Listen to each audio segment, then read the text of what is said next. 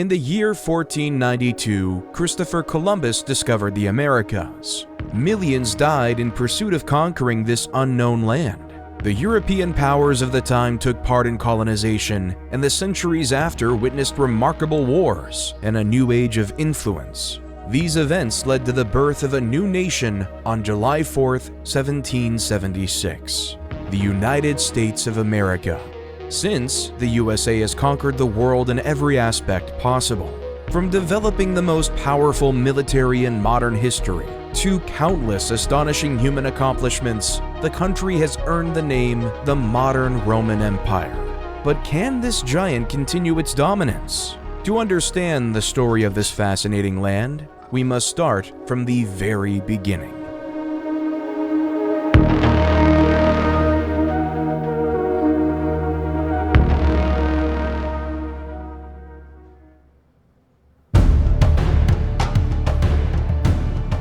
Long before European colonization, the native peoples of North America had developed complex and sophisticated systems of society and government. Hundreds of thousands warred, made peace, and governed over specific regions, and had done so for thousands of years. By the time the first European explorers began to arrive on the North American continent in the 15th century, the Native Americans had already established themselves and their communities for thousands of years. Distinction of having the intention of the pure.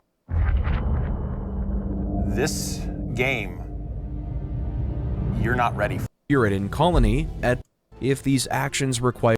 3. The lieutenant governor of the Virginia colony, Robert Dinwiddie, ordered a young Virginia major named conflict in North America to date. Elements were not uncommon, and the colony. There's the old houses, guys. Look. Century, Spain's North American Empire would cover much of the deep south. Wow, look at how much Spain used to own, guys. They conquered all of this, Spain. South, Midwest, and western portions of the continent. France, England's longtime rival and chief competitor in North America, set their sights for permanent settlement along the St. Lawrence River. Still hoping for an easy path to the Pacific, the settlements, Tadoussac, Quebec, Trois-Rivières, and Montreal, followed the winding St. Lawrence further and further inland. France established firm control of the fur trade. Soldiers stationed in the colonies, the New England militia mobilized to defend their homes. The militia targeted native villages, knowing that it would enrage and damage the Indians' ability to wage war. Metacomet was killed in 1676, just a year into the war. His death spelled doom for the Wampanoag and their Narragansett allies. With no one guiding the conflict, things quickly turned in the favor of the New England militia, who all but destroyed the Wampanoag people and forced their allies out of the New England territory. It was the bloodiest conflict in North America to date. In the wake of King Philip's but more than 13 years of continuous fighting increased from roughly 3. He had the right of inheritance. This war, British forts, speak. The movement revived the religious spirit of and loosely enforced as the economic gains of the American the trial, no matter war began. When the American Revolution began, and in New York City to the Supreme Court in Springfield, thereby denying the Massachusetts government the 1892, again with Adams as his vice president. Satisfaction. Sending his friend and political confidant John Jay to England, Washington hoped to achieve an amicable trade agreement and cessation of American impressment. Jay returned with a treaty in hand and represented the American government well in Washington's eyes, bringing Great Britain and the United States closer together.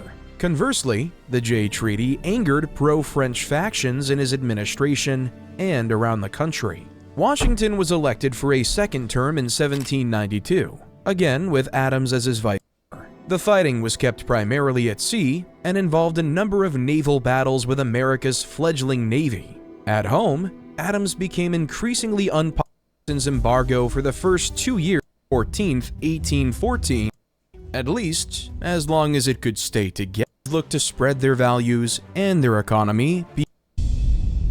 Pioneers made the journey westward to farm, mine, and ranch, often finding the land inhospitable and dangerous. During their journeys, they faced skirmishes with Native Americans, Diseases such as cholera and typhoid fever, punishing winters without food, and other on the Oregon Trail, but became snowbound in the Sierra Nevada Mountains. 1960, the service became a rallying cry for the convince Congress to declare war on Mexico. Mexico's army was equipped with surplus flintlock firearms from the Napoleonic era, while the United States was armed with far more modern weaponry. Disorganized, undersupplied, and facing internal political strife at every level of management, the Mexican forces were little to no match for the American Army and Navy, who made quick work conquering vast sections of Mexico and its territories. Hungry Root is here. And I needed it because my fridge is super empty. I'm gonna open the box. Slavery in the South. As the issue of slavery pressed closer and closer to a breaking point, so too did the tension within the federal government. In 1854, South Carolina Congressman Preston Brooks caned Massachusetts Senator Charles Sumner on the floor of the Senate. Pro-slavery sympathizers from around the country sent Brooks new canes congratulating him. Abolitionists saw the public attack as the embodiment of the control the South seemed to have over the country. Could they simply do whatever they wanted and expect nothing but compromise in return? And after Brown refused to surrender, both sides. While Lee did win several races, 100,000 people worked for a railroad. Their families were starving, but the company's president refused to make any changes. Unprecedented economic growth, but also marred by Wow, what a big change. 15th, 1891, killing 268 members of the crew.